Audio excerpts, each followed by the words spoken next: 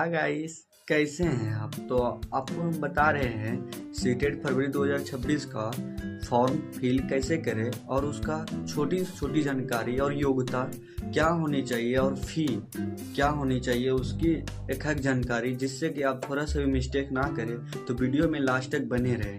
CTET फरवरी 2026 का form आपको कैसे भरना है, स्टेप बाय स्टेप मैं सभी जानकारी आपको बताऊंगा, ताकि फॉर्म भरने में आपको कहीं भी किसी भी प्रकार की कोई मिस्टेक या कोई भी समस्या आपको नहीं होगी। सबसे पहला इसका डेट लाइन मैं बता दूं। इसका ऑनलाइन आवेदन 27 नवंबर से स्टार्ट हुए हैं। 18 दिसंबर तक आप इसके लिए आवेदन प्रक्रिया को पूरा कर सकते हैं। बाकी इसका जो एग्ज़ाम होगा 8 फरवरी 2026 को जो है कंडक्ट होने वाले हैं।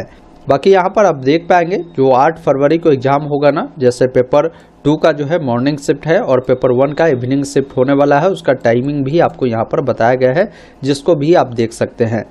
बाकी बात की जाए एप्लीकेशन फ़ी की, तो जनरल ओबीसी के अगर आप कैंडिडेट है, आप चाहे पेपर 1 या पेपर 2 किसी एक पेपर के लिए अप्लाई करते हैं तो आपको 1000 रुपये देने होंगे, और दोनों पेपर के लिए करते हैं तो 1200 देने होंगे। वही SC ST दिव्यांग है तो आपको एक पेपर के लिए 500, दोनों पेपर के लिए आपको 600 रुपये देने होंगे। बाकी की जानकारी के लिए मैंने आपको जो लिंक है वीडियो डिस्क्रिप्शन में दे दिया है। आप इस PDF को भी डाउनलोड कर आप पूरी जानकारी समझ सकते हैं।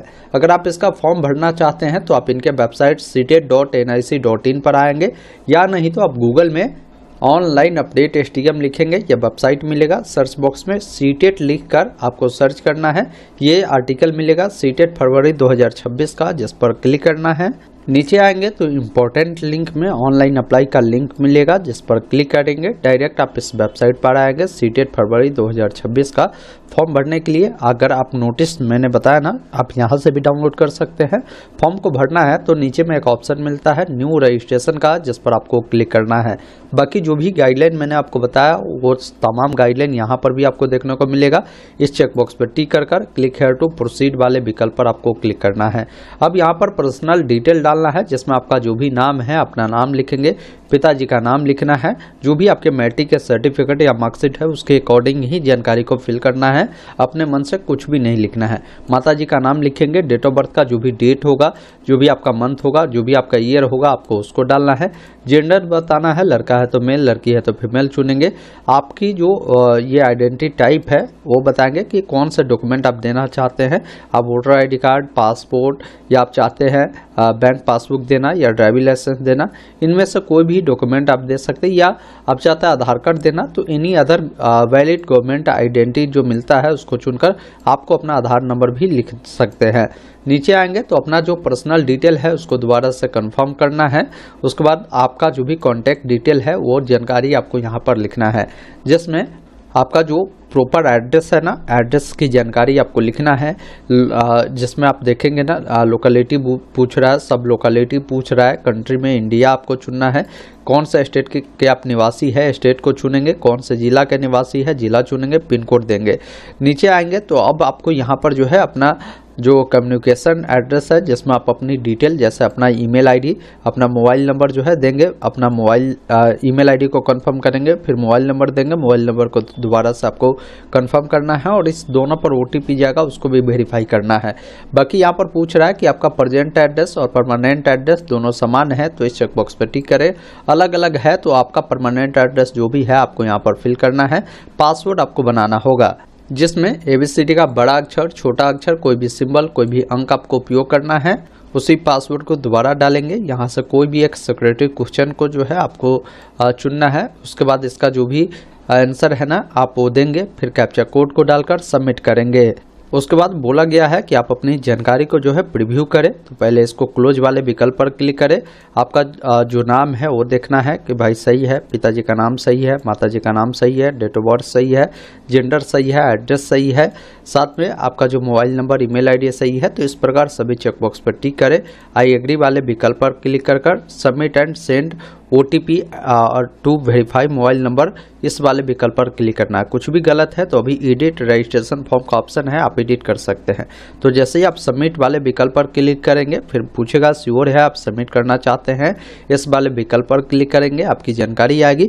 बाकी आपका जो भी मोबाइल नंबर है ना, उस पर एक OTP भेजा गया होगा, उस OTP को यहाँ पर फिल कर और एक ऑप्शन मिलता है सबमिट रजिस्ट्रेशन फॉर्म, जिस पर आपको क्लिक करना है। इस प्रकार आपका जो रजिस्ट्रेशन है कंप्लीट होता है। यहाँ पर देखेंगे ना, मोबाइल वेरीफाई हो चुका है। ईमेल को भी वेरीफाई करना है तो वेरीफाई ईमेल आईडी पर क्लिक करना है। आपके सामने एक कैप्चा कोड मिलेगा, उसको फिल कर सबमिट एंड गेट OTP वाले विकल्प पर क्लिक करेंगे। आपके ईमेल पर एक OTP जाएगा, आप ओके वाले विकल्प पर क्लिक करें। ईमेल वाला OTP को फिल कर वेरीफाई वाले विकल्प पर क्लिक करना है। इस प्रकार आपका ईमेल सक्सेसफुल वेरीफाई होगा। ओके वाले विकल्प पर क्लिक करें। फिर एक ऑप्शन यहाँ पर मिलता है कंप्लीट एप्लीकेशन फॉर्म, जिस पर आपको क्लिक करना है, जिसमें आप भी देखेंगे आपका कॉन्टैक्ट डिटेल जो है कंप्लीट हुआ है। पर्सनल डिटेल फिल करना है तो इसके लिए पर्सनल डिटेल वाले विकल्प पर क्लिक करेंगे। पर्सनल डिटेल में कुछ जानकारी आपका पहले से फिलअप रहेगा, कुछ जानकारी भरना है। जैसे नेशनलिटी में इंडियन चुनना है, कौन से कैटेगरी से बिलोंग करते हैं, जनरल, OBC, WS, वो चीज़ें आप बताएंगे। अब यहाँ पर अपने कैटेगरी को दोबारा से कंफर्म करना है। अगर आप दिव्यांग है तो आप यस करेंगे, नहीं तो नहीं वाले विकल्प पर क्लिक करेंगे। अगर कोई जो है ये दिव्यांग है जो एक्ट 2 के तहत आता है, उनको स्क्राइब चाहिए तो आप यस कर सकते हैं, नहीं तो आप नहीं वाले विकल्प पर क्लिक करेंगे। अगर आप एम्प्लॉय है वर्तमान में, अगर आप मान लीजिए टीचिंग का काम करते हैं तो बता सकते हैं, या अदर देन टीचर है, या अभी कोई एम्प्लॉय है ही नहीं आप तो नॉट एम्प्लॉयड भी चुन सकते हैं।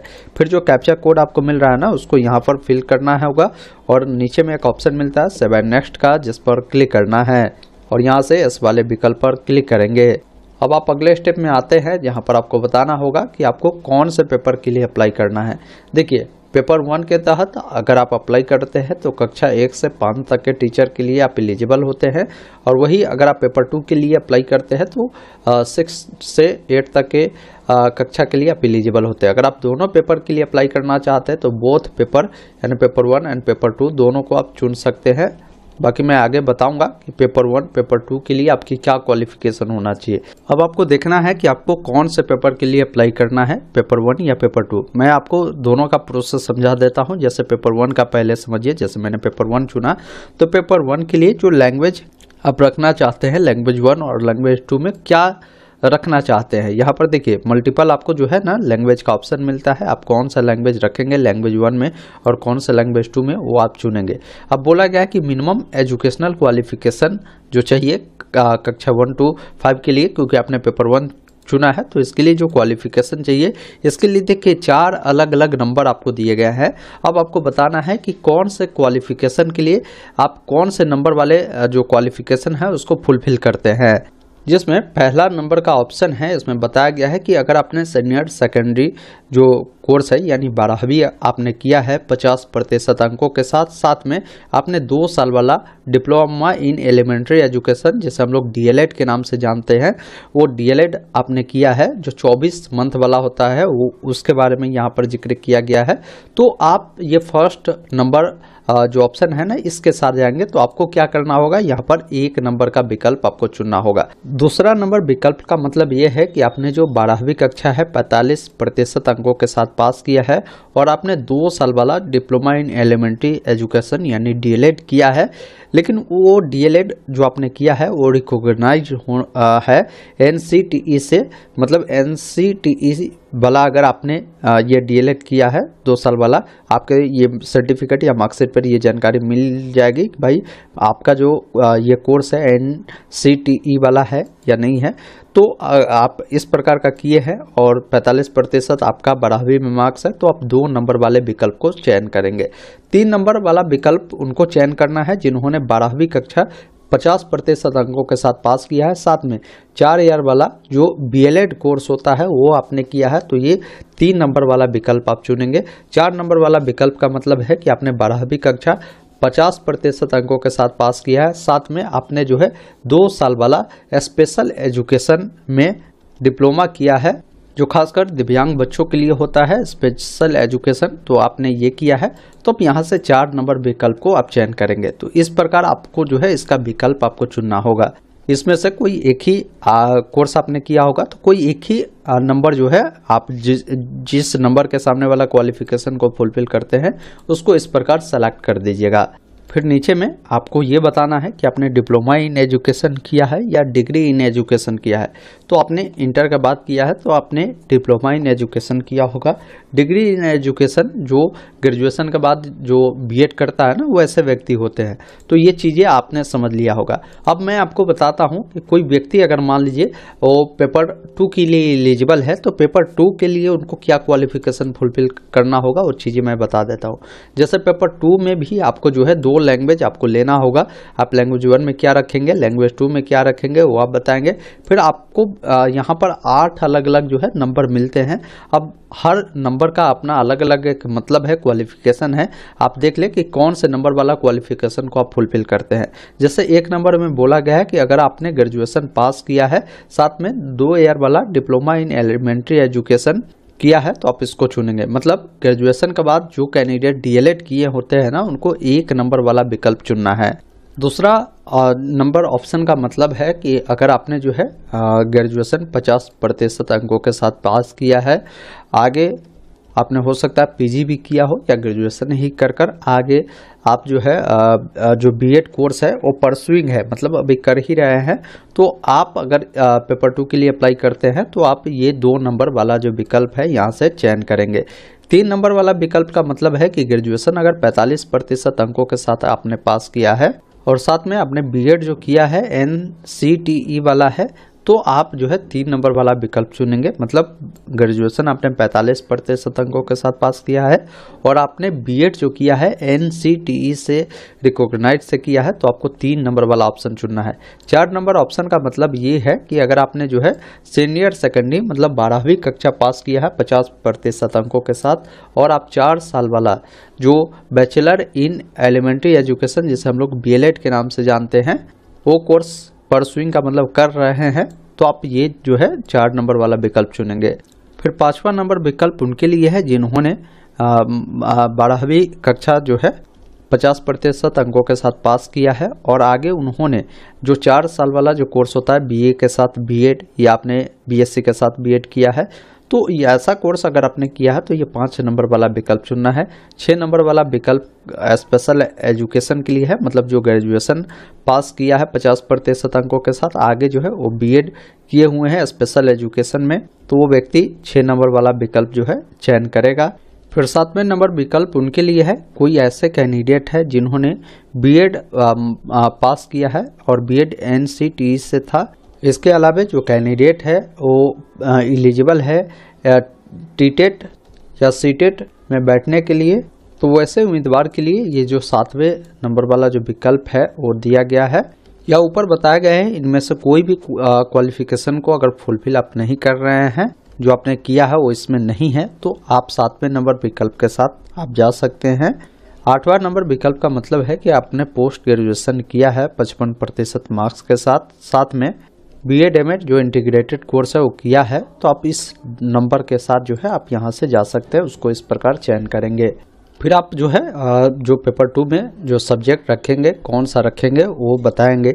अब जो भी यहाँ पर चुनेंगे ना उससे सब्जेक्ट का आप टीचर बनते हैं, ये भी ध्यान रखना है। तो देख लेना है कि आपने जो इससे प्रीवियस में जो कोर्स किया है जैसे बीएड किया है या आपने जो डीएलएड किया होगा या आपने ग्रेजुएशन किया होगा, किस सब्जेक्ट में किया होगा उसके अकॉर्डिंग आपको जो है सब्जेक्ट का चयन करना है। जैसे मैथ एंड साइंस में किया है, सोशल साइंस में किया है, वो चीज़ें आप अपने अकॉर्डिंग यहाँ से सब्जेक्ट का चुनाव आप करेंगे। अब देखिए क्वालिफाइंग एग्जाम में आप बताएंगे कि आपने जो एग्ज़ाम पास किया है, जैसा आपने डिप्लोमा इन एजुकेशन किया है मतलब आपने डीएलएड जो है कर रखा है तो आप इसको चुनेंगे। अगर आपने बीएड कर रखा है तो इसको चुनेंगे, या आप दोनों किए तो दोनों को टिक करेंगे, कोई एक किया है तो कोई एक को भी टिक करेंगे। फिर आपको नीचे आना है, कैप्चा कोड को फिल कर सेव एंड नेक्स्ट पर क्लिक करना है। फिर वहां से आपको जानकारी को सेव कर आगे बढ़ना है। फिर देखिए आपने जो भी वहाँ पर ये चुना होगा ना क्वालिफिकेशन, जैसे अगर मैंने डिप्लोमा इन एजुकेशन चुना है तो ये इसके बारे में पूछ रहा है कि जो आपने ये कोर्स चुना है ये पास हो चुका है या अपेयर है, वो बताएंगे। पास है तो पास चुनेंगे, किस साल आपने इसे पास आउट किया है वो जानकारी जो है आपको यहाँ पर बतानी होगी। उसके बाद यहाँ पर कोर्स का जो नाम है आपको सेलेक्ट करना होगा, फिर किस बोर्ड से आपने उस कोर्स को किया था उस बोर्ड का नाम चुनेंगे। वही अगर आपका जो बोर्ड है या आपके इंस्टीट्यूट का नाम है इसमें नहीं मिलता है, यूनिवर्सिटी का नाम नहीं मिलता है, तो नीचे आएंगे ना तो अदर का ऑप्शन है, अदर को चुनेंगे तो यहाँ पर देखिए आपको जो यूनिवर्सिटी का नाम लिखने का ऑप्शन है वो मिलता है, आप लिख देंगे। रिजल्ट मोड बताएंगे, परसेंटेज या CGPA में है वो आपको यहाँ पर बताना है। उसके बाद देखिए आपका जो भी इंस्टीट्यूट है ना उसका पिन कोड जो भी है आपको देना है। अब जैसे परसेंटेज चुना तो बताना है कि भाई टोटल कितने का एग्जाम हुआ था, उसमें कितने नंबर मिले हैं, आपकी क्या परसेंटेज है, फिर इंस्टीट्यूट का पिन कोड देंगे। इस कैप्चा कोड को फिल करना है, सेव एंड नेक्स्ट पर क्लिक करना है। इस प्रकार ये भी जानकारी आपका सेव हुआ। अब डॉक्यूमेंट अपलोड में आते हैं, जहां पर देखिए फोटोग्राफ अपलोड करना है जिसका साइज जो होगा 10 से लेकर 20 KB में आपका होने वाला है। फोटोग्राफ अपलोड करने के लिए चूज फाइल पे क्लिक करेंगे। अब फोटो को चुनने के बाद आप फोटो को अगर मान लीजिए क्रॉप करना चाहते हैं तो कर सकते हैं, नहीं तो यहाँ से अपलोड ओरिजिनल पर क्लिक कर यहाँ से अपलोड वाले विकल्प पर आपको क्लिक करना है। इस प्रकार फोटो सक्सेसफुल अपलोड हो गया। आप उसको प्रीव्यू में देख भी सकते हैं। सिग्नेचर अपलोड करना है, 4 से लेकर 40 KB में होगा, यहाँ से आप अपलोड करेंगे। इस प्रकार ये भी अपलोड हो गया। इसको भी आप प्रीव्यू कर यहाँ से आप जरूर देख लीजिएगा। फिर इस कैप्चा कोड को फिल कर सेव एंड नेक्स्ट पर क्लिक करना है। फिर यहाँ पर आपके सामने फॉर्म का प्रीव्यू सेक्शन आता है। फाइनल सबमिट से पहले आप उसको देखें, जिसमें आपका नाम सही है, पिताजी का नाम सही है, माताजी का नाम सही है, डेट ऑफ बर्थ सही है, जेंडर सही है, कैटेगरी सही है, एग्जाम सिटी सही है। अब बाकी ये सभी चीज़ें आपको कंफर्म करना है। इस प्रकार सभी चेकबॉक्स पर टिक करेंगे, नीचे में आई एग्री करेंगे, फाइनल सबमिशन ऑफ एप्लीकेशन पर क्लिक करना है और यहाँ से इस वाले विकल्प पर क्लिक करेंगे। उसके बाद आप देखेंगे ये दोनों स्टेप कंप्लीट हो गया। अब आपको पेमेंट करना है। पेमेंट जो भी लगता है ना आपको वो देखने को मिलेगा, जिसके लिए पे एग्जाम फी पर क्लिक करेंगे। पेमेंट ऑनलाइन मोड में करना है तो ऑनलाइन वाला विकल्प को चुनकर प्रोसीड फॉर पेमेंट पर क्लिक करेंगे। ओके वाले विकल्प पर आपको क्लिक करेंगे। उसके बाद देखिए यहाँ पर बोल रहा है कि payment debit card, credit card या नेट बैंकिंग से करना चाहते हैं, उस माध्यम को चुनकर प्रोसीड फॉर पेमेंट पर क्लिक करेंगे। अपना card number, expiry month, year, CVV को डालकर पे वाले विकल्प पर क्लिक करेंगे। पेमेंट प्रक्रिया को पूरा करने के बाद इसका जो भी प्रिंट आउट है ना उसको निकालकर अपने पास सुरक्षित रख लेंगे। तो ये प्रक्रिया है जिस माध्यम से आप सभी कैंडिडेट सीटेट फरवरी 2026 के लिए फॉर्म को अप्लाई कर सकते हैं। कहीं भी कोई अगर आपको प्रॉब्लम हो रहा है ना उसे कमेंट बॉक्स में लिखिएगा। मैं हो सकता है आपके प्रॉब्लम के रिगार्डिंग एक अलग से वीडियो लाऊंगा जिसमें सारा जानकारी बता दूंगा। बाकी इस वीडियो को शेयर कर दीजिए, चैनल को सब्सक्राइब कर लीजिए। आगे भी जब एडमिट कार्ड आएगा वहां तक, जब तक आपकी ये कंप्लीट नहीं हो जाती है तब तक मैं आपको मदद करूंगा वीडियो के माध्यम से। और व्हाट्सएप चैनल, टेलीग्राम का लिंक वेबसाइट पर दिए गए लिंक जाकर ज्वाइन कर लीजिए, वहां पर भी अपडेट मिलेगा। अगर वीडियो थोड़ा सा भी आपको अच्छा लगे और वीडियो से थोड़ा सा भी जानकारी प्राप्त हो तो चैनल को सब्सक्राइब और लाइक और कमेंट करना ना भूलें। Thank you.